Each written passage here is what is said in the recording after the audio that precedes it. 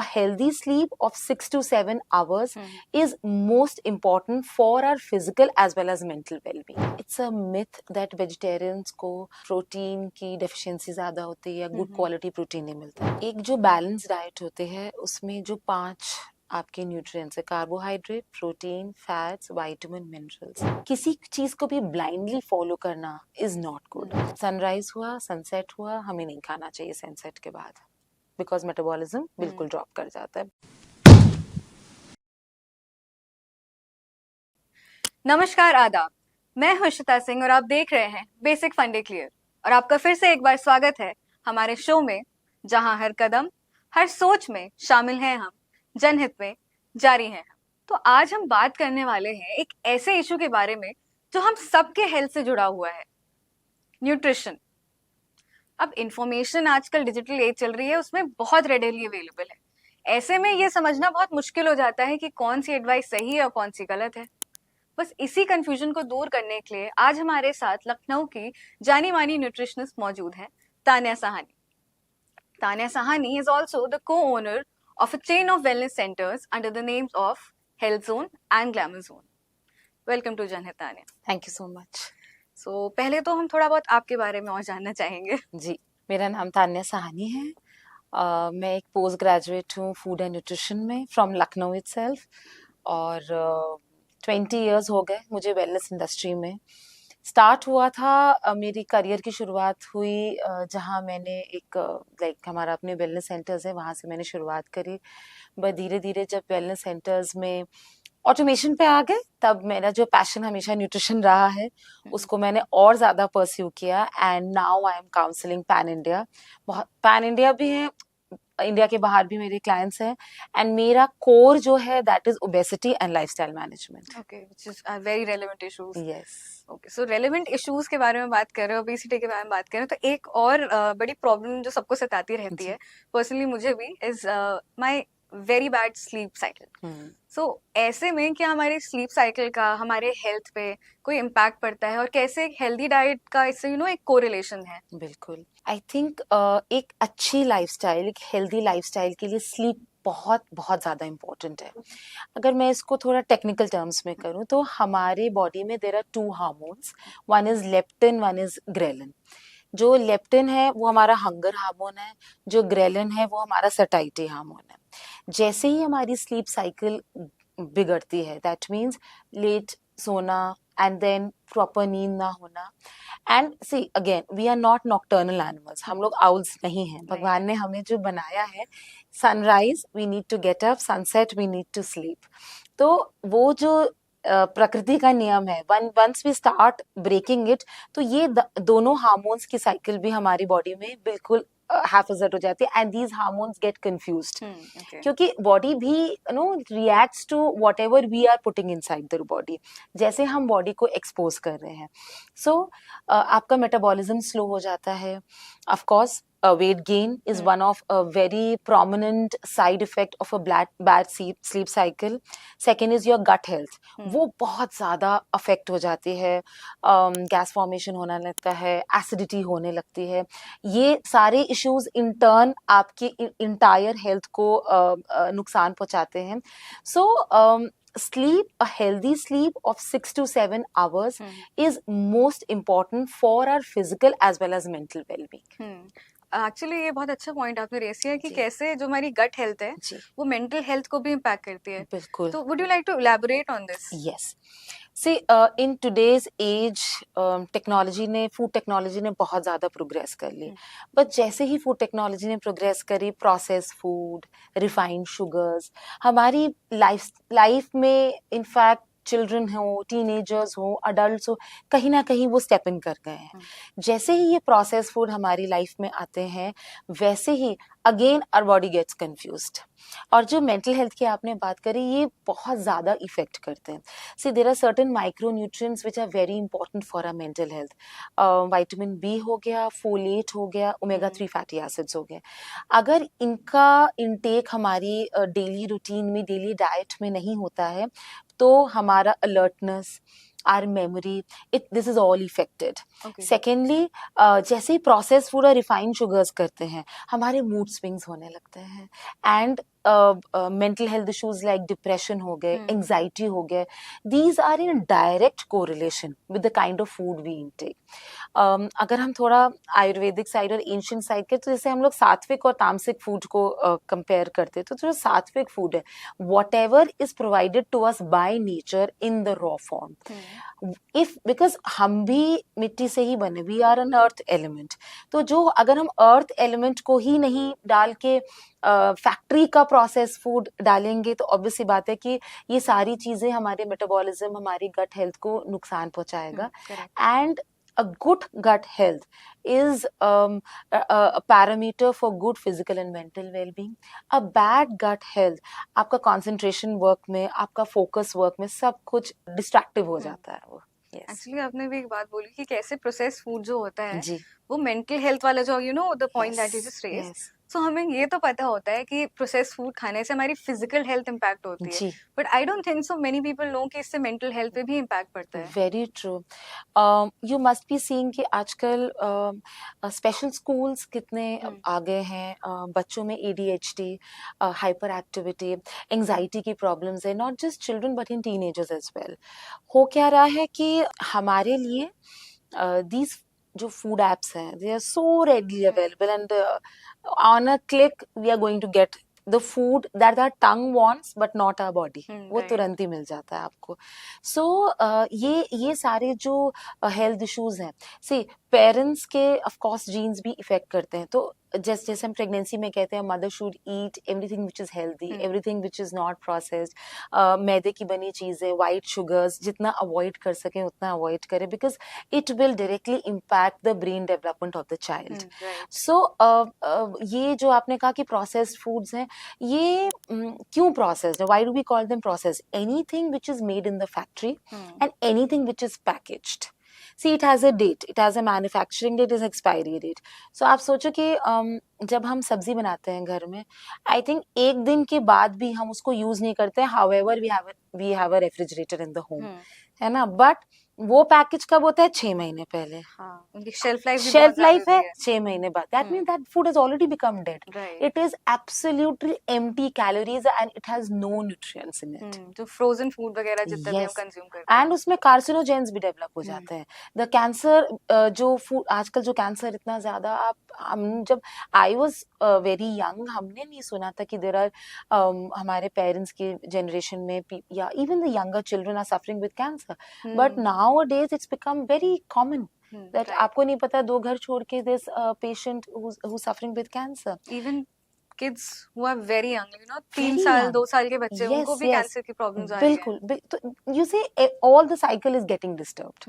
ये चीज है. आई थिंक इवन जब हम किड्स की जो बात हो रही है, तो उसमें बच्चों को भी आजकल प्रोसेस्ड उनके जो फूड्स आते हैं, जो पानी में मिलाए हैं तुरंत फीड कर दिया, आई थिंक वो भी कहीं ना कहीं नेगेटिवली इम्पैक्ट कर रहे होंगे. बिल्कुल. देखिए, एक हमारे सामने कोल्ड ड्रिंक रखी है, एक हमारे सामने घर की बनी शिकंजी रखी है. आप ये सोचिए वो कोल्ड ड्रिंक में क्या है? It is full of loaded with sugar, loaded just sugar है. और वो शिकंजी जो घर में ताजी बनी हुई है नींबू से, ठीक है, आप उसमें कितनी शुगर ऐड करोगे? Hardly. For the taste, if the child even wants it. उसका भी रिप्लेसमेंट है आजकल, आप गुड़ ऐड कर दो उसमें.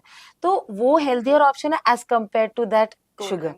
सेकेंड, रिफाइंड सिरप्स जो मार्केट में है, आपने जो कहा घोला और बना लिया, what it is giving empty calories to the child.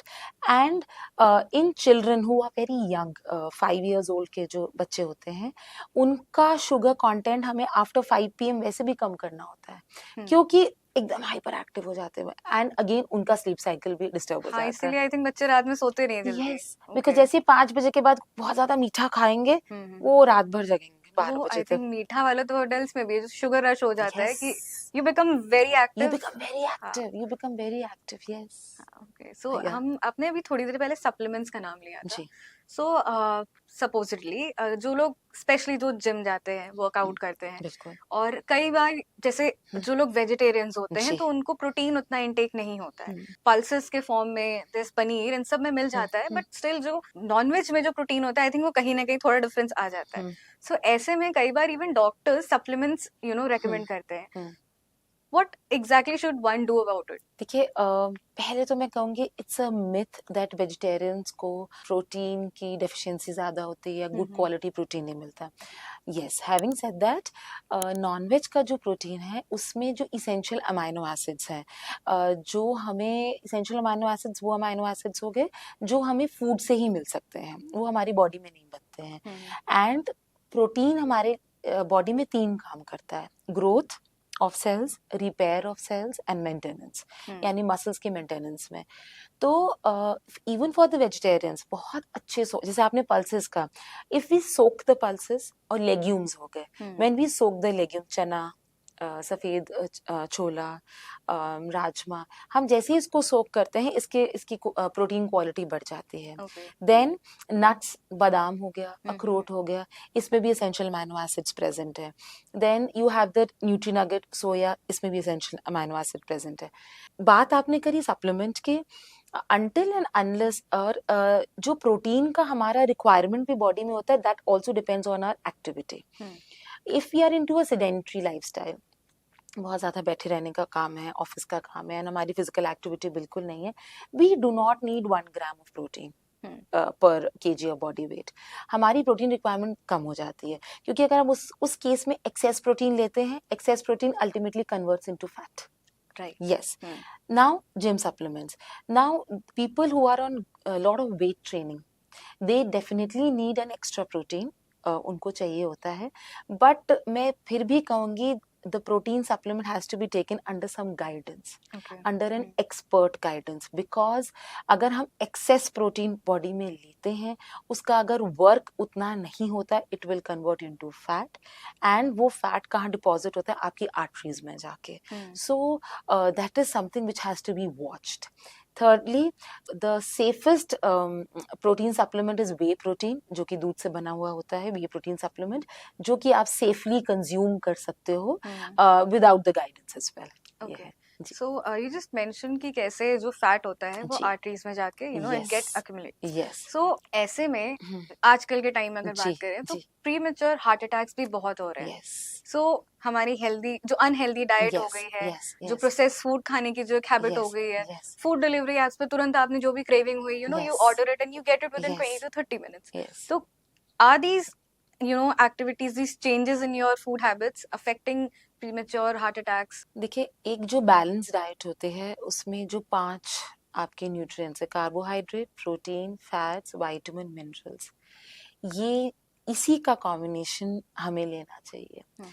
होता क्या है, ये जो प्रीमेच्योर हार्ट अटैक्स हो रहे हैं, आपने बताया कि जैसे मैंने बताया लाइफस्टाइल, सो उसमें बहुत बड़ा एक कंपोनेंट है lack of physical activity and lot of mental stress that people are undergoing due to their official things or no other things or personal things. ये सारे हमारी बॉडी को इफेक्ट करता है.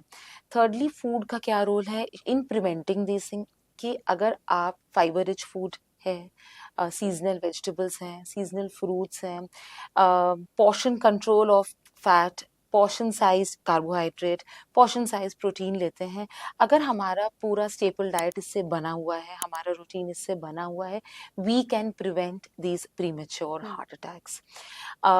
इसमें अगेन आई वुड से कि even if we have consumed, हम लोग एक whenever we talk about weight maintenance, तो एक नेगेटिव कैलोरी बैलेंस की बात करते हैं कि अगर मैंने 1500 कैलोरी कंज्यूम करी है in a day, I have to burn out 2000 calories. Could be not necessarily gymnasium, could be just 5 to 7,000 steps आपने walk किया, could be some yogic exercises आपने, and combining with some cardio exercises, ये आपको combine करना है. So you see, the entire routine will actually prevent these cardiac arrests. Okay. So I have one question इससे थोड़ा related कि आजकल क्योंकि सब कुछ सोशल मीडिया पे है, everything is digitized, everyone is on social media. So ऐसे में हमें अगर आप if you open Instagram or any other platform, तो वहाँ पे आपको कई लोग ऐसे मिलेंगे जो हेल्थ एडवाइस दे रहे हैं. बिल्कुल. ऐसे में अगेन मिस इन्फॉर्मेशन फैलना इज वेरी Absolutely. यहाँ पे कैसे we should be alert and aware कि this information is right for me and this information is not. So Ishita, you are Ishita and I'm Tanya. Right. Okay, you have a different size, I have a different size. My shoe size is different from your shoe size, so one size does not fit all. Right. Similarly, whatever is being propagated on social media not necessarily suits you. Correct. For that, you need to consult your expert. That is most important. Her individual अलग होता है. मैं ये नहीं कहती social media पे बहुत सारी इंफॉर्मेशन सही भी होती है, but again it might suit you, it might not suit you. किसी चीज को भी ब्लाइंडली फॉलो करना इज नॉट गुड. अगर हमें फीवर होता है, वी डोंट गूगल आउट कि हमें कौन सी मेडिसिन खानी है. We do not do that. We will reach out to an expert. Similarly जब हम डाइट की बात करते हैं, तब मेरे पास बड़े सारे क्लाइंट आते हैं, मैंने ये देखा था, मैंने ये सुना है कि क्या ऐसा होता है, बट वो होता है कि नहीं होता है. आप एक एक्सपर्ट के अंडर आते हो, आप उसको फॉलो करते हो, वो एक्सपर्ट आपकी बॉडी को समझते हैं, आप अपनी बॉडी को समझते हो. It's a journey, you see, knowing your own body. तो वो जो इंफॉर्मेशन है वो कितनी प्रोसेस आपको करनी है, कितनी नहीं करनी है, you have to really do it very mindfully. I think वो फूड जैसा ही है कि कितना प्रोसेस फूड कंज्यूम करना है, कितना नहीं करना है. बिल्कुल बिल्कुल. There are lot of things which there are lot of people who say rice is bad, other rice is just good. about to ask you. Yes. तो is it bad for you? Is it not? Only the expert जो है वो आपके साथ जब एक journey पे निकलेगा वही जान पाएगा, और आप भी जान पाएंगे. राइस की अगर बात उठी गई है, so I was actually going to ask this question. Facts and myths type का था कि लोग कहते हैं कि राइस कंज्यूम मत करो if you want to lose weight. तो is it a fact or a myth? It's a myth. Okay. Now when we talk about rice, rice में ग्लूटेन होता है, बिल्कुल है. राइस का ग्लाइसेमिक इंडेक्स बहुत हाई होता है. सो जब डायबिटिक्स जो होते हैं, स्पेशली टाइप 2 डायबिटीज वाले, उनको राइस प्रिवेंट कराया जाता है. रीजन बीइंग कि जैसे ही वो राइस कंज्यूम करते हैं उनका ब्लड शुगर लेवल एकदम स्पाइक कर जाता है. ए. बी, बट आप राइस कैसे ले रहे हो? अगर आप पाबॉइल राइस लेते हो, बॉयल राइस लेते हो, मार निकाल के विदाउट स्टार्च लेते हो, उसका ग्लाइसेमिक इंडेक्स लिटिल लोअर होगा एज कम्पेयर टू जब हम डायरेक्ट राइस को कुक करते हैं. ए. बहुत से वेट लॉस डाइट्स में हम लोग पोर्शन साइज्ड राइस को रिकमेंड करते हैं बिकॉज वो सटाइटी वैल्यू देता है. वो सटाइटी भी जरूरी है. अगर हमारा पेट भरा नहीं होगा, we will try and reach out to बहुत सारी और चीजें. A. B, then other options rice के हैं. हम ब्राउन राइस ले सकते हैं which has more of fiber and less of gluten. वो एकदम से शुगर स्पाइक नहीं करता है ब्लड शुगर में, तो हम वो भी ले सकते हैं. सो इट्स अ मिथ कि इतना बड़ा विलेन नहीं है राइस एक्चुअली. इनफैक्ट हमारे इंडिया में थोड़ा मुश्किल भी है ना राइस का कंजम्पशन कंट्रोल करना, बिकॉज़ कर ही नहीं सकते. स्टेपल डाइट में आता है वो. यस, देखिए we are not in France और we are not in US, ठीक है. तो हम लोग इंडिया में survival is on bread. Yes, हमने बचपन से घर में वही खाया है.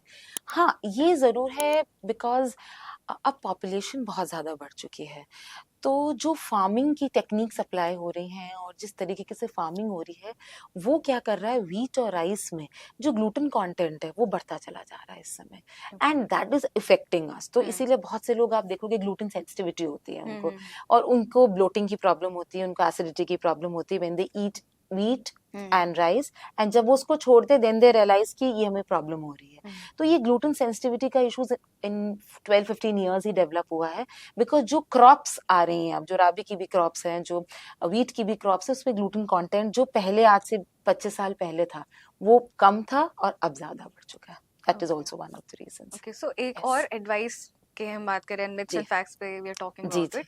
सो जब लोग एडवाइस देते हैं तो कई बार बोलते हैं ये मत खाओ, वो मत खाओ, ये मत खाओ, वो मत खाओ. ये बहुत ही कॉमन एडवाइस होती है, और ये आपको सिर्फ ऑनलाइन नहीं, आपके रिश्तेदार भी आपको आके यही एडवाइस देते हैं. ऐसे में एक एडवाइस ये भी मिलती है कि देसी घी नहीं खाना चाहिए. सो क्या एक्चुअली में देसी घी बुरा है, या फिर एज पर अदर पीपल जो कहते हैं कि desi ghee is the healthiest fat you can consume, तो इन दोनों में कौन सी एडवाइस एक्चुअली करेक्ट है? सो 15-20 years back, 20-25 years back ले लेते हैं, these ऑयल कंपनीज, ठीक है, अब इन्होंने देखा कि भाई इंडिया में लोग देसी घी बहुत अच्छे से कंज्यूम कर रहे हैं, Now these refined oil companies, they thought कि how to enter the market. अब इंडियन कंज्यूमर में हम एंटर कैसे करें, बिकॉज ये तो घर से दूध, दूध से मलाई, मलाई से घी बना घी हो लेते हैं. जाते हैं, राइट. अब हम कैसे भैया इनको बेच ही नहीं सकते हम इनको, ठीक है. व्हाट दे डिड कि इन्होंने अप्रोच किया थ्रू डॉक्टर्स, एंड डॉक्टर्स ने रिकमेंड करना शुरू किया, नो, देसी घी इज द विश्य सबसे बड़ा विलन है. आपको हार्ट अटैक और कार्डियक प्रॉब्लम्स और high BP problems, everything is because of देसी घी. हाँ, ठीक है. बेसिकली एंड तब विलेनाइज इंटरनेट, कर दिया गया. यस, अब वो उसको बिल्कुल विलन बना दिया. अब उस समय इंटरनेट नहीं था, उस समय गूगल नहीं था, उस समय भी मिस इन्फॉर्मेशन होती थी. अब रिफाइंड ऑयल्स हमारी लाइफ में आ गए. वो धीरे धीरे क्या हुआ, इस पे स्टडी होने लगी. कुछ साइंटिस्ट ने फिर रिसर्च किया कि भाई ये क्या बात है, this is refined, this is made in the factory, right. And ये तो बहुत नुकसान कर रहा है. It is depositing in our arteries, it is actually being hardening our arteries. तो फिर एक आई इंफॉर्मेशन की देसी घी जो है, जो हम घर में बनाते हैं, that's the best fat. Now why? जितने फैट सॉल्युबल विटामिन है, विटामिन ए, विटामिन डी जो हमारे बोन्स के लिए बहुत हेल्पफुल है, विटामिन ई जो हमारे आईज के लिए, हमारे ब्रेन मेम्ब्रेन के लिए, और विटामिन के प्रिवेंट्स क्लॉटिंग. ये सारे फैट सॉल्युबल विटामिन आपको देसी घी से ही मिलेंगे. ओके. तो desi ghee is the best cooking medium. Of course देखिए, कोई भी चीज के लिए portion control is very important. So in the entire day अगर आप दाल बना रहे हो, आप सब्जी बना रहे हो, सो इसका कुकिंग मीडियम आइदर देसी घी होना चाहिए या मस्टर्ड ऑयल होना चाहिए. I do not recommend too much of olive oil. Again, why to go for such expensive things? Right. जब हम देसी खाना खा के भी और हेल्दी रह सकते हैं. तो ये दोनों कुकिंग मीडियम को आपको पोर्शन कंट्रोल डेफिनेटली करना. अब जैसे दाल बनाते हैं, दाल में अगर ऊपर से हम घी डालते हैं, सो जो प्रोटीन होता है, it's more digestible when it combines with ghee. Okay. Yes, क्योंकि प्रोटीन को भी डाइजेस्ट करने का एक मीडियम चाहिए, सो वो डाइजेस्ट ज्यादा अच्छे से हमारी बॉडी में करता है. आई थिंक मैंने शायद ये पढ़ा भी था कि जो पहले के टाइम में हमारे ग्रैंडफादर्स वगैरह की जो टाइम चल रहा था, तो उनके डाइट में घी वाज अ मस्ट. और एक दिन में एक बार जरूर घी रहता था. आई थिंक वो इसी वजह से वो जो मिडनाइट क्रेविंग्स होती है लोगों को, या निबलिंग की जो आदत होती है, वो भी उस टाइम पे इस वजह से नहीं होती. वो तो बहुत सारी चीजों में, दे वर नो ओटीटीज, है ना, तो लोगों को स्लीप प्रॉब्लम होती ही नहीं थी. वो they had immense physical activity, बहुत ज्यादा हार्ड वर्किंग थे. वो अपना काम वाम करके साइकिल से जाना आना, और if they have their farms वहां पे काम करना, और फिर वो घर आके सो जाते थे. उनको कोई भी नींद नहीं आ रही है टाइप वाली प्रॉब्लम नहीं होती थी. तो ये भी एक इशू था. तो घी इज वेरी वेरी इंपॉर्टेंट. आप छोटे बच्चे होते हैं, आप देखोगे कई बार बच्चों को बहुत ड्राइनेस हो जाती है. तो क्या करती थी, जैसे माई दादी यूज टू, मैंने मतलब उनसे देखा है कि वो जो नाभि होती है बच्चे की, उसमें 1-2 ड्रॉप आप घी डाल दो, तो पूरी कहते हैं वो खुश्की कम हो जाती है. So these are not wrong things actually. Even digestive issues में थोड़ा आई थिंक अजवाइन भी डाल देते हैं साथ में. यस, तो वो पेट में गैस नहीं बनती बच्चे के. हमारे यहाँ हमेशा से ये सारी चीजें रही, सब कुछ मौजूद था. इट्स जस्ट दैट कि we let go of the good habits that we shouldn't have. बहुत ज्यादा वेस्टर्न इन्फ्लुएंस भी बहुत सारी चीजें करती हैं. तो वेस्टर्न इन्फ्लुएंस में कंप्लीटली बैड नहीं है, बट अगेन माइंडफुली आप उसको अपने लाइफ में लेकर आए सारी चीजों में. Okay. Yes. So another question. Yes. एक intermittent fasting जैसे एक concept है. That's my favorite topic. Okay. So we'll be talking about it now. Yes. So what exactly, अगर I think basic concept intermittent का तो पता रहता है काफी लोगों को, but what does it entail for us? Is it good? Is it bad? And किस level तक उसको practice करना चाहिए? देखिए, मैंने वही बताया, one size doesn't fit all. ठीक है. सनराइज हुआ, सनसेट हुआ, हमें नहीं खाना चाहिए सनसेट के बाद, बिकॉज मेटाबॉलिज्म बिल्कुल ड्रॉप कर जाता है. बहुत ही कॉमन फंडामेंटल है. सो 12 आवर्स ऑफ फास्टिंग, यानी कि रात में हमने 6:30-7 बजे खा लिया, और मॉर्निंग में हमने अगेन 7-8 बजे खाया. That is a very common form of fasting. What does fasting entail for us is basically कि जो हमारी cleansing होती है, जो हमारे cells break down हो जाते हैं, every time हमारे cells make हो रहे हैं, break हो रहे हैं, make हो रहे हैं, break हो रहे हैं, तो वो जो breaking of cells और जो cleansing of cells है, that only happens in the fasting time, जब हम कुछ नहीं खा रहे हैं. That is why fasting is important for our system, for our detoxification. It's important. Now, intermittent fasting. बड़ा ही फैंसी सा वर्ड अब आ गया है।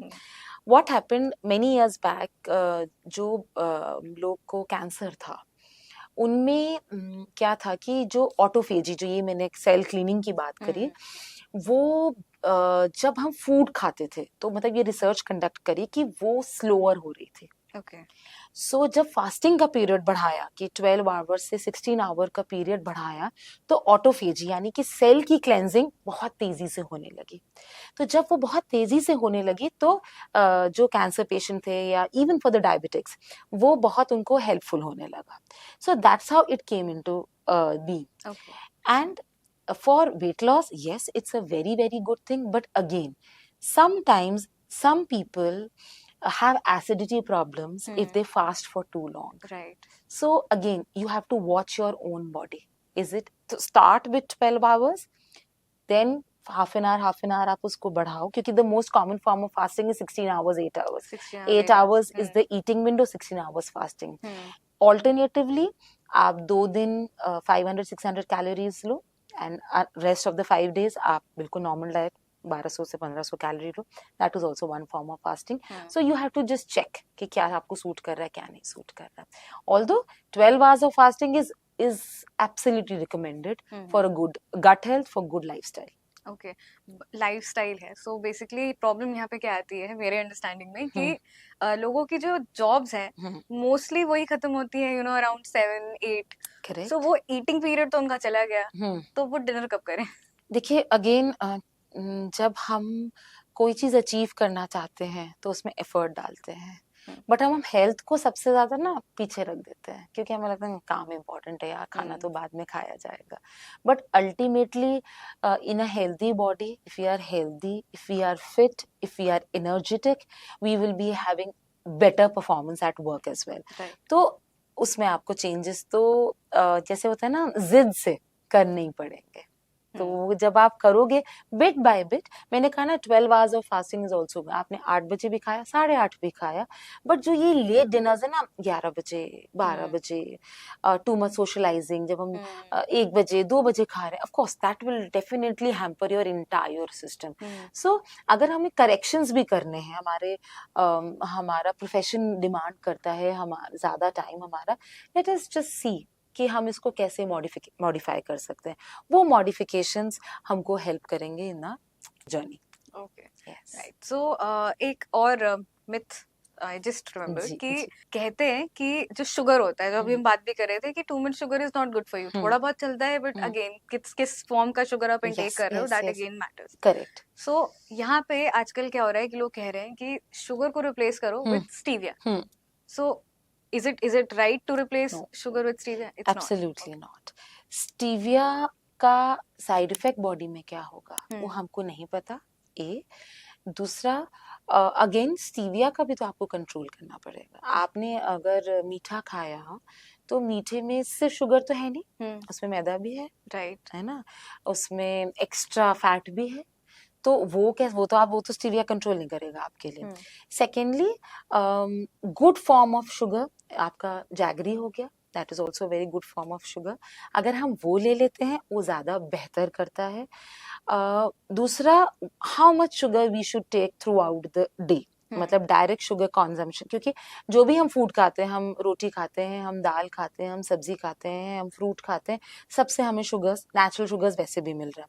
तो आउटसाइड शुगर हमको कितना लेना चाहिए, दैट इज 2 to 3 टीस्पून्स, यानी 10 से 15 ग्राम. So be it entire day में. So it can be, अगर better more than white sugar, आप गुड़ ले लो, आप जैगरी ले लो, वो ज्यादा बेटर. सबसे बड़ी प्रॉब्लम हम लोग लिए ये आती है कि लोग चाय जो दिन भर पीने की आदत है, उसी में चीनी इतनी कंज्यूम कर लेते हैं कि बाकी चीजों में तो आप वो तो और ही एक्स्ट्रा हो जाता है. वो एडिशनल हो जाता है. ओके. सो एक जो ये हमारी जो ईटिंग हैबिट्स है, जो ओटीटी वगैरह ने जो बहुत मेजर तरीके से इम्पैक्ट करी है, सो हाउ कैन एक हेल्दी डाइट हमारे स्लीप साइकिल एंड ओटीटी का जो ये एडिक्शन है, क्या कहीं कोई रिलेशन है कि एक हेल्दी डाइट से आप वो चीज प्रॉब्लम्स थोड़ी कम कर सको? देखिए, if you eat your dinner by 8 o'clock, but if you are awake till 12 o'clock, ठीक है, आप माइंडलेसली कुछ चीज वॉच कर रहे हो, आप कुछ ना कुछ निबल करोगे, that is unavoidable. The best thing is try and limit your addiction to screen time. Screen आपके सोने से कम आधा घंटा से 1 घंटा पहले स्क्रीन आपका बंद हो जाना चाहिए ideally. And that is going to really improve your entire sleep pattern. जितना आप स्क्रीन टाइम को लिमिट करोगे से ये addiction you use the word है तो एडिक्शन ही ना. एडिक्शन को छोड़ने के लिए या तो नो होता है या तो यस होता है. कम कुछ नहीं होता है. सो बट अगर small steps will lead to ना बिगर थिंग्स, तो आप छोटे छोटे स्टेप्स लो. Sleep at 11 o'clock, get up at 7 o'clock, have that kind of sleep, and you will be more energetic throughout the day. Right. Yes. Okay. So एक hypertension जैसी problem होती है. Yes. Just स्पेशली हमारे जो आजकल का जो वो कल्चर है जी. उसमें I think it is affecting everyone's mental health. अभी हमने ये चीज बात की. So hypertension is another problem जो बहुत सारे लोग they are suffering from. Yes.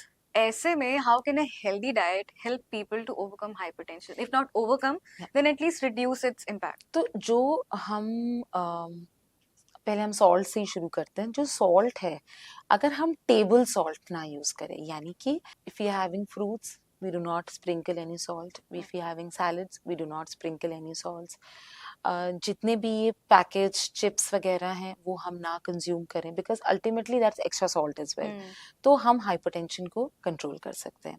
Secondly, जितना आपकी दाल और सब्जी में जा रहा है that is enough salt, that is you get enough sodium, and वो आपके सोडियम पोटेशियम बैलेंस को, न्यूरो ट्रांसमिशन को, मसल हेल्थ के लिए वो बिल्कुल सही रहता है.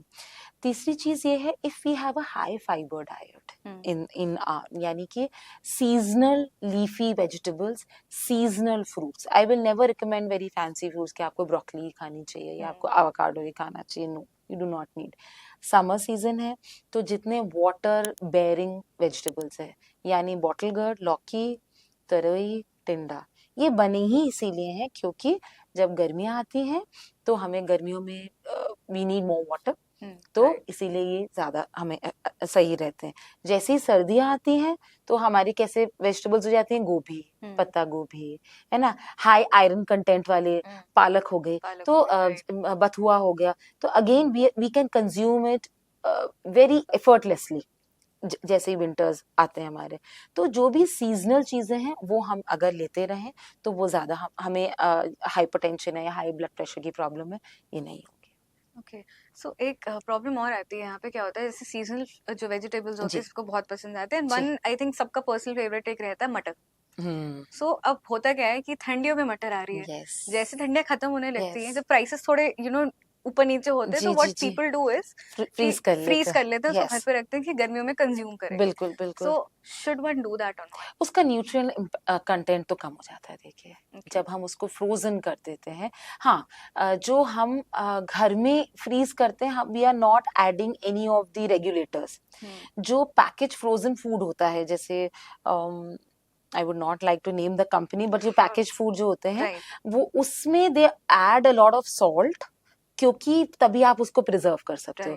बट जो हमारे घर में हम लोग कितनी क्वांटिटी में करते हैं, बहुत थोड़ी सी क्वांटिटी में करते हैं, उसमें we are not adding anything extra, तो वो आप उसको एक लिमिटेड टाइम पीरियड तक कंज्यूम कर सकते हो. ये है, if you have really enjoy that piece. ये है. तो बेसिकली थोड़े बहुत एडजस्टमेंट्स के साथ में और थोड़े लाइफस्टाइल चेंजेस के साथ में बिल्कुल ये एक हेल्दी डाइट मेंटेन हो सकती है, एंड ओवरऑल आपकी लाइफस्टाइल को काफी वो इम्पैक्ट करेगी. 100%.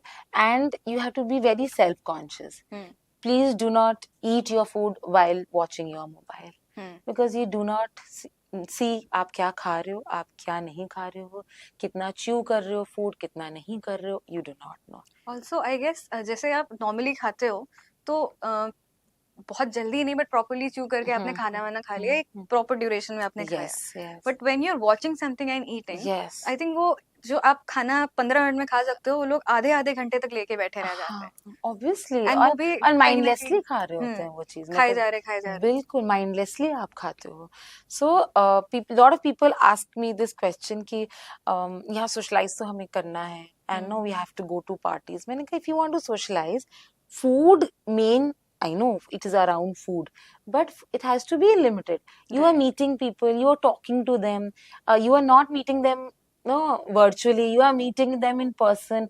Those are more important moments to create memories rather than just pouncing on foods ki chalo aaj ye hai, chalo aaj wo खा लें, ये सारी चीजें. Okay, so last question, guys. It's actually any word of advice that you would like to give to our audience? What I would like to advise is, first is, please have 3 to 4 liters of water throughout the day, which is very, very important. Please have a good sleep of 6 to 7 hours, again very important. Please have a 30 minutes of physical activity along with good food, healthy food, seasonal food. Okay. Yes. So thank you so much for joining us, Anna. It Thank was you, Shita. wonderful talking to you. In fact, Great. कई सारे concepts clear हो गए and कई myths भी आज हमने break किए हैं जो यूजुअली लोग समझते हैं कि अच्छा ठीक है ऐसा कर लेना चाहिए, but ideally no they are actually not doing the right thing. So I hope nutrition को लेके आपके बेसिक फंडे तो क्लियर हो ही गए होंगे. ऑल्सो इट्स वेरी इंपॉर्टेंट कि आप अपने एक हेल्दी डाइट फॉलो करें एंड खुद से कहीं से एडवाइस लेने से, इधर उधर पढ़ के लेने से बेटर है कि कंसल्ट एन एक्सपर्ट, जैसा हर एक सिचुएशन में होता है कि अगर आपकी तबीयत खराब हो रही है तो you would go to a doctor. So जब आपको अपने डाइट के बारे में बात करनी है तो why would you trust any online sources. It's better कि यू अप्रोच अ न्यूट्रिशनिस्ट जो आपको सही एडवाइस दे सके. बाकी थोड़ी बहुत एक अपनी ईटिंग हैबिट सही करें, बिंज वॉचिंग कम करें और हेल्दी फूड खाएं. और इन सारी चीज़ों को अगर आपने फॉलो किया तो कहीं ना कहीं आपकी डाइट एंड हेल्थ दोनों ही इम्प्रूव होगी. तो आज के लिए बस इतना ही. जुड़े रहिए हमारे साथ, हम लाते रहेंगे आपके लिए और भी यूजफुल जानकारी, क्योंकि हम हैं जनहित में जारी. Also, don't forget to like, share and subscribe to our channel.